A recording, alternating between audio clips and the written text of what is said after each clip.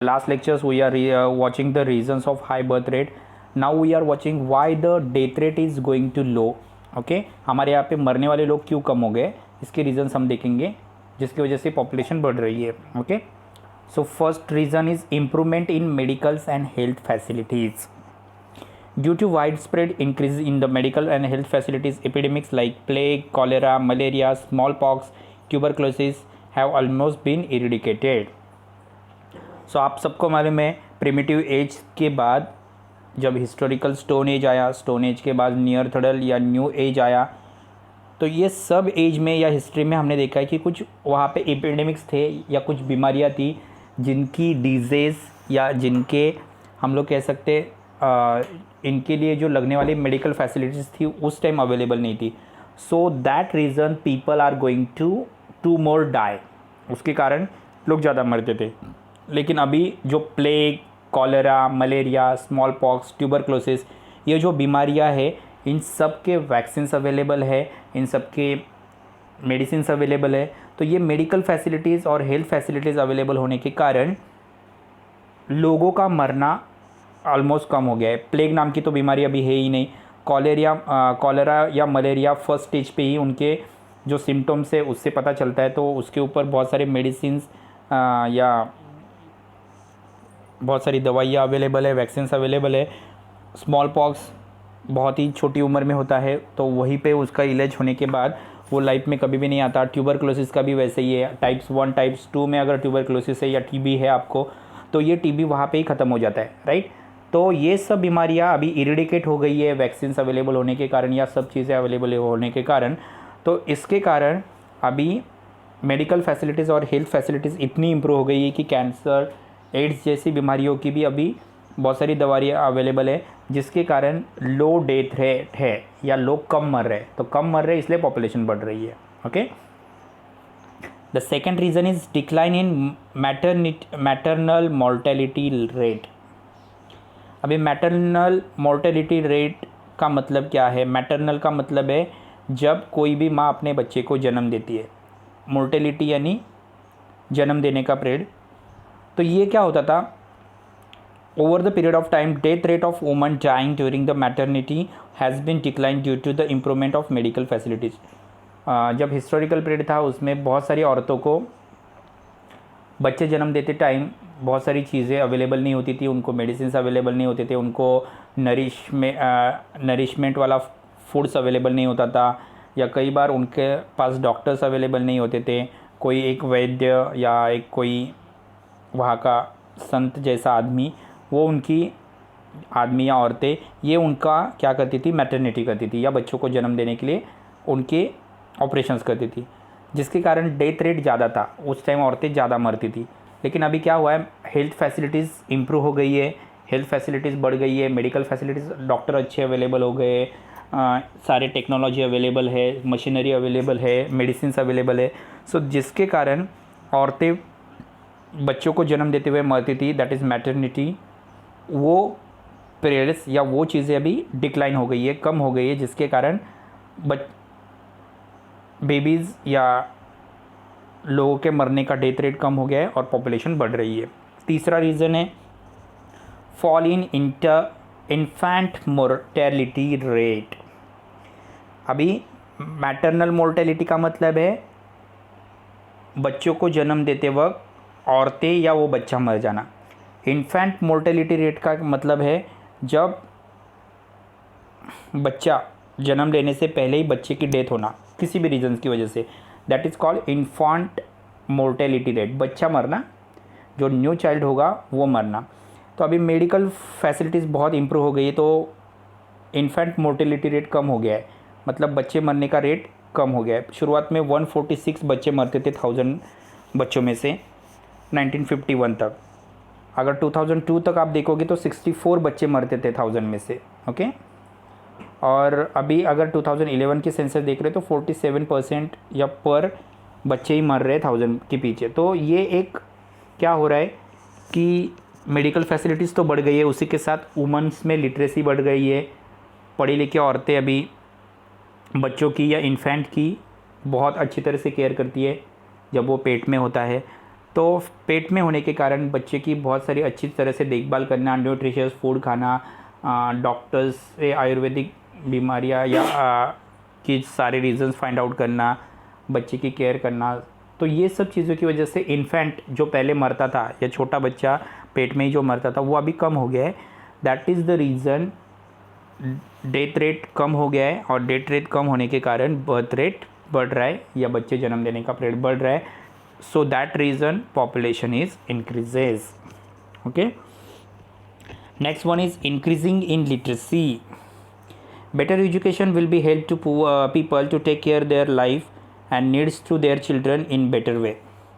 जब अच्छी एजुकेशन मिलेगी या अच्छा पढ़ाई होगा तो ज़्यादा से ज़्यादा लोग अपने लाइफ को बेटर बनाने की कोशिश करेंगे।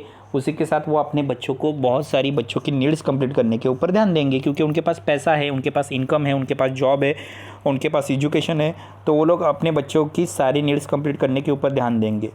ओके, तो अगर एजुकेटेड पीपल है तो उनका ब्लाइंड फेथ यानी अंधविश्वास नहीं होता, उनको बिलीव किसी भी चीज़ पे वो तुरंत बिलीव नहीं करते, भले वो पहले वो जांच करेंगे दैट इज़ ट्रू और फॉल्स, दैट इज़ गुड और बैड, दैट इज़ हेल्दी और unhealthy. So that time they are expected that goods okay और थिंग्स। सो देयरफॉर उनका अंधविश्वास नहीं होता है, उनका किसी भी चीज़ पे तुरंत भरोसा नहीं होता है, इग्नोरेंस करते हैं बहुत सारी चीज़ों पे, जो गलत चीज़ें उनके ऊपर वो इग्नोर करते हैं। सो ये इंक्रीजिंग लिटरेसी की वजह से अगर उनको कोई बता रहा है कि पुराने ज़माने में ऐसा होता था इसलिए बच्चे मरते थे, ये थे, तो वो इतने एजुकेटेड पीपल इसके ऊपर नहीं ध्यान देते। वो लोग ध्यान देते हैं कि बच्चे को न्यूट्रिशियस फूड मिलना चाहिए, उसकी ग्रोथ अच्छी तरह से पेट में होनी चाहिए, उसके लिए लगने वाले फल फ्रूट्स अच्छी तरह से खाने चाहिए। तो ये बेटर एजुकेशन बच्चे कैसे और कितने पैदा करने चाहिए ये भी आपको बताता है। ओके, आपको ये भी शो आउट करता है कि ज़्यादा बच्चे होंगे तो आपको कितने क्रिटिक्स आएंगे, अगर कम बच्चे होंगे तो आपकी फैमिली कितनी सिक्योर रहेगी। तो ये सब लिटरेसी के कारण बच्चों के ऊपर बहुत केयर या नीड किया जाता है। Next one, use of nutritious food. Education had created awareness about the health and nutrition. Percentage of children and women died due to the malnutrition and ill health was quite high. Thus, deaths are now brought under control by providing nutritious diet, midday meal program in school. So देखो, पढ़ाई लिखाई की वजह से या education की वजह से इतना तो पता चल रहा है कि अच्छी लाइफ या हेल्दी लाइफ और न्यूट्रिशियस फूड बहुत इंपॉर्टेंट है। शुरुआत के ज़माने में या अभी भी बहुत सारी चिल्ड्रंस या वुमेंस इसलिए मरती है कि उनका माल न्यूट्रिशन होता है। माल न्यूट्रिशन यानी उनको बर्थ के टाइम अच्छा खाना ना मिलने की वजह से या तो वो अनहेल्दी पैदा होते हैं, उनके अंदर कुछ सिम्टम्स ऐसे होते हैं कि उनके अंदर कुछ ना कुछ प्रॉब्लम्स होता है, तो इसको कहा जाता है माल न्यूट्रिशंस। ओके, यानी उनका पूरा पोषण नहीं हुआ है, यानी वो कुपोषित है, उनको पूरा अच्छा तरह से खाना नहीं मिला है। सो इसके कारण डेथ रेट ज़्यादा था। लेकिन अभी गवर्नमेंट या बहुत सारी ऑर्गेनाइजेशन, बहुत सारी जो औरतें हैं जो प्रेग्नेंट है या जो बच्चों को जन्म देने वाली है, उनको न्यूट्रिशियस फूड अवेलेबल करके देते हैं। स्कूलों में भी बच्चों को मिड डे मील का प्रोग्राम्स है, जिसमें बच्चों को, जिन बच्चों को घर पे खाना नहीं मिलता है अच्छा, उनको वो खाना मिड डे मील के स्कीम के तहत वहाँ पे खाने को मिलता है। तो इन चीज़ों की वजह से बच्चों को न्यूट्रिशियस फूड मिलने लगे। एक माँ को भी बच्चों को बर्थ देते वक्त 5000 रुपीज़ मिलते ताकि वो उससे अच्छा हेल्दी खाना खाए।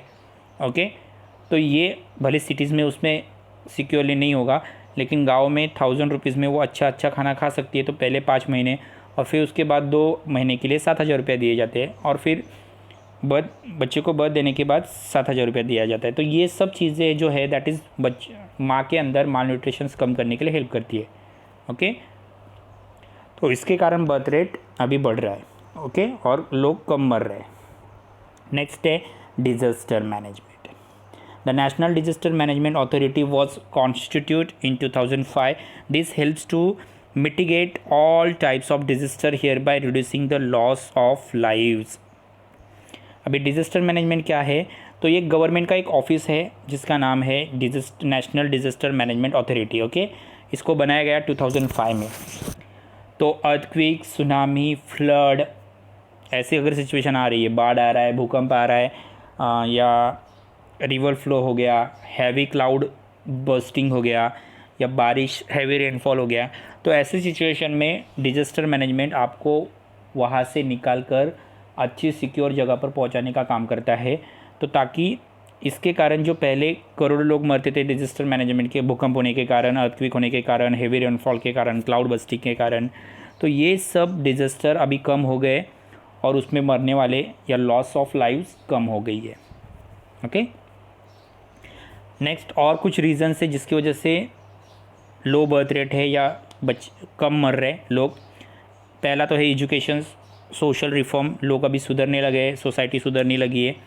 रैपिड अर्बनाइजेशन, सिटीज़ बढ़ रही है, गांव कम होते जा रहे हैं, रूरल एरियाज़ कम होते जा रहे हैं, तो जिसकी वजह से लो बर्थ रेट है। नेक्स्ट है पब्लिसिटी कंपेन, बहुत सारे कंपेन हो रहे हैं कि कम से कम बच्चों को जन्म दो ताकि हेल्दी लाइफ या अच्छी लाइफ जी सको।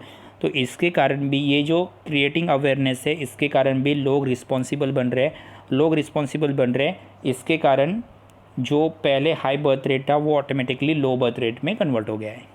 ओके, सो स्टूडेंट्स, यहाँ पे दूसरा जो हमारा लो बर्थ रेट का जो रीजंस है वो भी हमने सीखे, हमने देखे।